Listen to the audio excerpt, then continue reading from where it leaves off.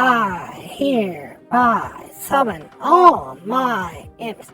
Hey everybody, it's Annabelle. So today is day 8 for new players. If you started with the PC launch of Marvel Snap, the first day where daily rewards are no longer being offered. But today I wanted to talk about one of the offers that's showing up in the shop for people right now. And that's called the Too Cute Too Furious bundle. Now normally I don't like to tell people what to do with their money, and if you still want to buy this after everything that I'm done saying, feel free to buy this. But with where the gold is with the amount of gold that you got from the start to finish, you're about 350 gold away from getting this bundle.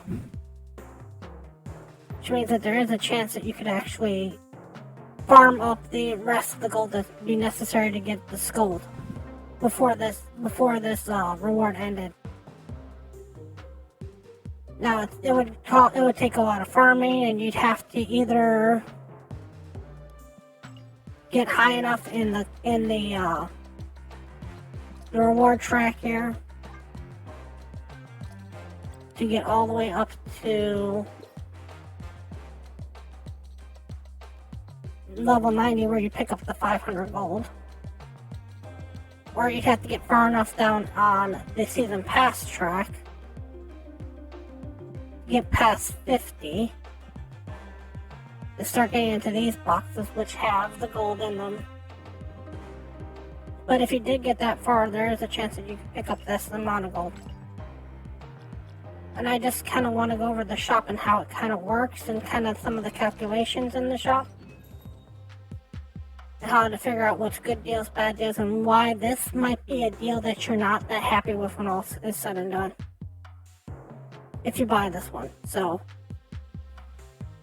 if you go and you see this particular deal here, you'll see that this deal is 2,000 gold, for 2,500 credits. Now if we scroll down, we'll see that here is where we have the gold to credit translation. And you'll see that 400 gold equals 500 credits. So if we times 400 by 5, we end up with 2,000. And if we times 500 by 5, we end up with 2,500. So if you look at this package on paper, it seems like you're getting just the correct amount of credits for the correct amount of gold. And if all you're looking to do is buy credits for gold, then the best place for you to still do this to this day is with the mission refresh rewards, if that's all you're looking to do. Now I don't recommend doing this because of the fact that, in my opinion, there's better ways to use this particular gold. So if you look at this in the shop, it's kind of deceptive to look at. Because if you pull up this sheet, I'm about to pull a sheet. This is the sheet that basically I came up with as a simple guide. It's $1 equals 20 boosters, equals 70 collector's tokens, equals 100 credits, equals 80 gold. Now the thing is, at this particular point, you can't even use the collector's tokens. There's no place to burn them until you get into Series 3. And even with saying that boosters are worth 20 gold, that 80 gold will get you 20 boosters. It only comes from the simple fact that if you go into the collection here, you'll see that if you were to boost up a card here, you have enough credits, but you don't have enough boosters. And if you're to buy those boosters, you see that 3 boosters equals 12 gold, so that's 4 gold per booster. I don't recommend this because eventually you'll get to the point where you'll have more boosters than you will have credits. In fact, if you buy this bundle,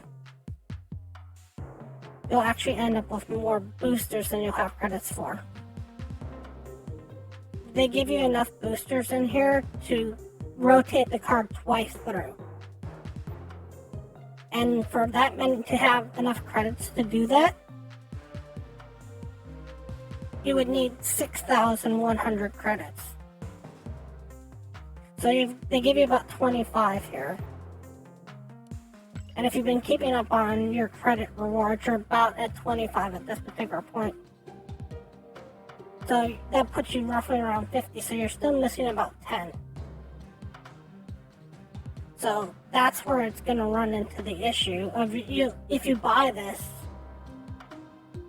you won't even have enough credits to use all the boosters that you have.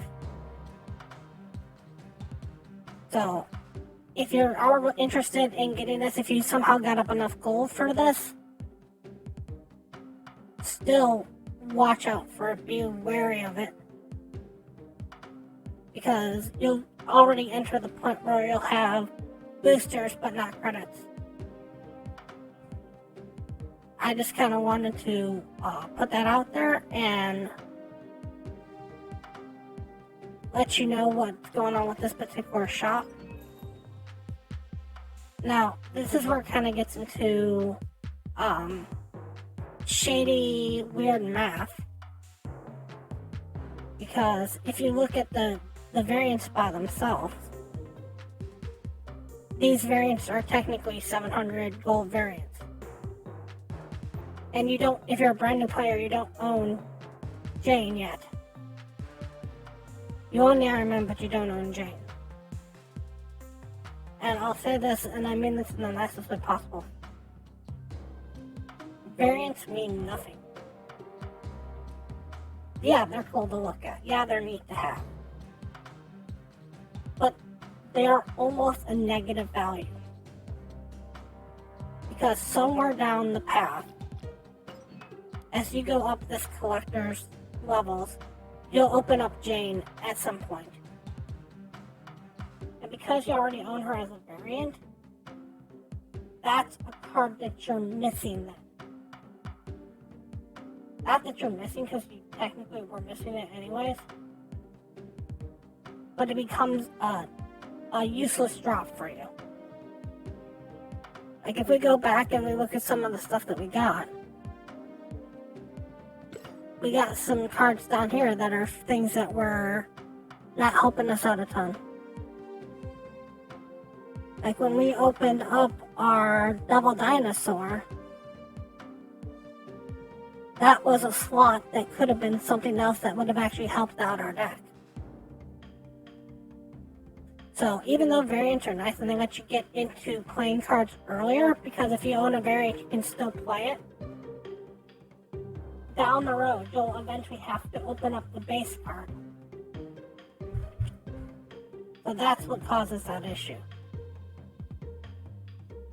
So anyways, I want to thank you all so much for watching, and as always, remember, play for fun.